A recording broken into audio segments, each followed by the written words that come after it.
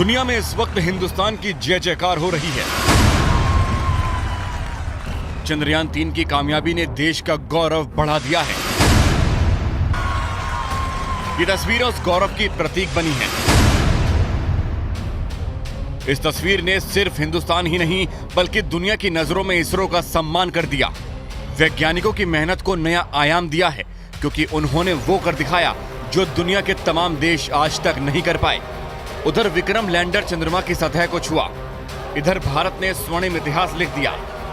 अब अगले 14 दिनों तक लैंडर विक्रम और रोवर प्रज्ञान चंद्रमा की उन तमाम जानकारियों को इसरो के हेडक्वार्टर तक भेजेंगे जिसे जानने के लिए दुनिया भर के देश ताक लगाए बैठे हैं।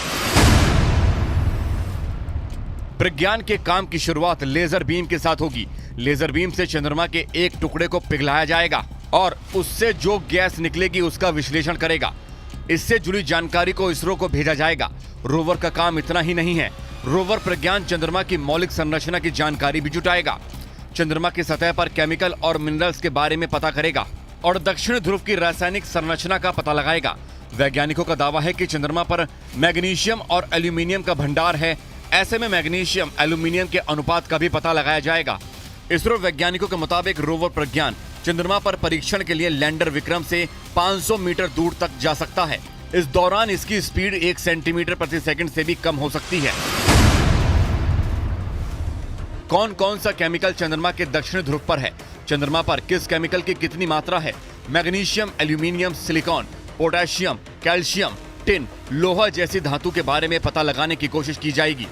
अब भारत दुनिया का चौथा देश है जिसने यह कामयाबी हासिल की है। इससे पहले इसका ताज सिर्फ अमेरिका, रूस और चीन के सिर सजा था। चंद्रयान मिशन में लगी हर चीज तकनीक के लिहाज से अव्वल है। जब रोवर प्रज्ञान चंद्रमा की सतह पर धातु का पता लगा रहा होगा, तब लैंडर विक्रम में लगे पेलोड चांद पर भविष्य की संभावनाएं खोजेंगे। वो कुछ ऐसे कि ये चंद्रमा पर सूरज से आने वाले प्लाज्मा कणों के घनत्व और उनमें होने वाले बदलाव की जांच करेगा। ये चांद की सतह पर मौसम यानी तापमान के बारे में जानकारी जुटाएगा।